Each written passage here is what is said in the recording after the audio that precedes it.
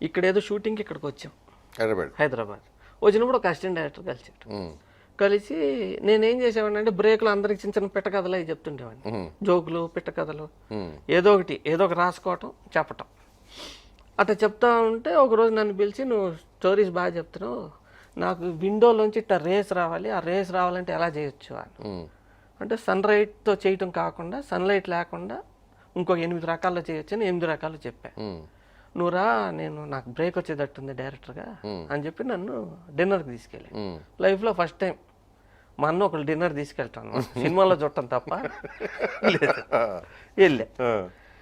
వెళ్ళి డిన్నర్కి మాట్లాడి చెప్పాడు, నాకు ఇట్లా ఛాన్స్ వచ్చేటట్టుంది బ్రేక్, నువ్వు కెమెరా నాలెడ్జ్ ఉంది, స్క్రిప్ట్లు కూడా నీకున్నాయి, నువ్వు వచ్చేసి ఇద్దరం కలిసి స్క్రిప్ట్ రెడీ చేద్దాం. సరే అసిస్టెంట్ డైరెక్టర్ మాటిని వచ్చేసి హైదరాబాద్. ఆయనతో చెప్పా, అన్న ఇట్లా వెళ్తున్నాను హైదరాబాద్, ఆ అబ్బాయి డైరెక్షన్ చేయబోతున్నాడు, నేను అసిస్టెంట్గా స్క్రిప్ట్ రాయడానికి వెళ్తున్నాను, నీకు బ్రెయిన్ ఉందా అసలు, కెమెరా డిపార్ట్మెంట్లో ఉంది, ఏమైంది నీకు, ఆడేంటి డైరెక్షన్ ఏంటి, హైదరాబాద్ చెప్తాను, హైదరాబాద్లో ఇండస్ట్రీ లేదేం లేదు, నువ్వు వెళ్ళి ఎంబీక్తావు అక్కడ, వద్దు లేదన్నా వెళ్ళి సూపర్ హిట్ తెస్తావు. కోపం వచ్చి గెట్ లాస్ట్, గేట్ దగ్గరికి వచ్చి మళ్ళీ వెళ్ళి వస్తానన్నా, గెట్ లాస్ట్.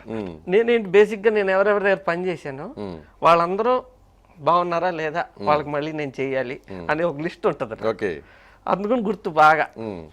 గెట్ లాస్ట్ వచ్చి ఇక్కడ చేరితే ఫస్ట్ ఈ అబ్బాయి ఏమన్నాడంటే, నీకు 2500 జీతం ఇప్పిస్తాను. సూపర్ అనుకున్నా. తర్వాత కాదు, ఇప్పుడు ఇక్కడ ఇండస్ట్రీ పరిస్థితి కరెక్ట్గా లేదు, 1500 ఇస్తాం. సరే ఏదో ఒకటి. ఆ అబ్బాయే వాళ్ళ ఇంటి పైన రూమ్ ఒకటి అద్దెకి ఇప్పించాడు 300 రూపాయలు పంజగుట్టలో. అక్కడే ఉండి రోజు మెస్లో తింటా స్క్రిప్ట్ రాసాం. స్క్రిప్ట్ అంతా రెడీగా సినిమా తీసి, సినిమా సూపర్ డూపర్ హిట్ అయిపోయింది. అదే శివ, ఆ అబ్బాయి రామ్ గోపాల్ వర్మ, అసిస్టెంట్ డైరెక్టర్ రామ్ గోపాల్ చేసాం. అయిపోయింది. అప్పుడు 1 year రాసాం స్క్రిప్ట్. కృష్ణవంశీ వాళ్ళందరూ తర్వాత వచ్చి జాయిన్ అయ్యారు. తనే ఏం చేశాడంటే నెక్స్ట్ స్క్రిప్ట్ ఇంకోటి రాసాం క్షణక్షణం, దాని అవుతుండగా నన్ను కెమెరామెన్ చేసాడు తనే. రాత్రి అనే సినిమాకి కెమెరామెన్ వచ్చారు. అంటే శివాలో యాక్షన్ చేజ్లు అన్నీ తీసేవాడిని, కెమెరా తీసుకెళ్ళిపోయి. నాకు ఫస్ట్ డబ్బులు చూసింది ఏది అని అంటే, శివాకి డిజైన్స్ చేసా, పబ్లిసిటీ డిజైన్, ఫిస్ట్ చైన్ అన్ని పెట్టి కొత్త రకంగా చేసాం. అది చేసేటప్పుడు ఆ డిజైన్స్ అంతా బాగా వచ్చేటప్పుడు వెంకటక్కి నేనే ఉన్నారు, నాగార్జున అన్న. ఆయన నాకు ఫస్ట్ టైం 10,000 ఇచ్చారు, ఒక కవర్ లో పెట్టి బోనస్ ఇచ్చారు, ఈ 1500 జీతం కాకుండా. అది చూసి అసలు పెట్టుకుని తల మీద పెట్టుకుని బయట పట్టుకుని పడుకుని మొదటిసారి 10,000 చుట్టం, మన సినిమాల్లో చుట్టం వేరు, అది వేరు. ఈ డబ్బులు ఇన్నుంటే ఎట్లా ఉంటాయి అని క్షణక్షణంలో బోల్ డబ్బులు పెట్టి క్షణక్షణంలో డబ్బులు లూటి అయ్యి తీసాను. క్షణక్షణం అయినాక క్షణక్షణంలో కూడా సెకండ్ యూనిట్ కెమెరా చేసేవాడిని. రామ్ గోపాల్ నాకు తను బ్రేక్ ఇచ్చాడు. ఇది రాత్రి, అంతం, మనీ 3 సినిమాలు నేను కెమెరామెన్ గా చేశాను. వర్మ క్రియేషన్స్ అని పెట్టాము.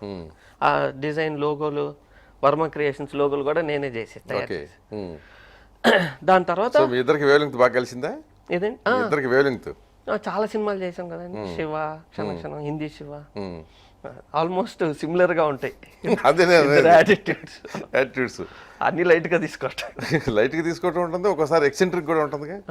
అంటే ఏం తెలిస్తే అది చేయటం, అది ఏం తోస్తే అది అంతే, మనసుకి చేతికి. తనేంటంటే అవతలాడు ఫీల్ అయినా ఏం లెక్క చేయడు, నేను కొంచెం అవతలాడు బాధపడకుండా కొంచెం. అవునా, అది ఉందా తేడా మీ ఇద్దరికి మధ్య?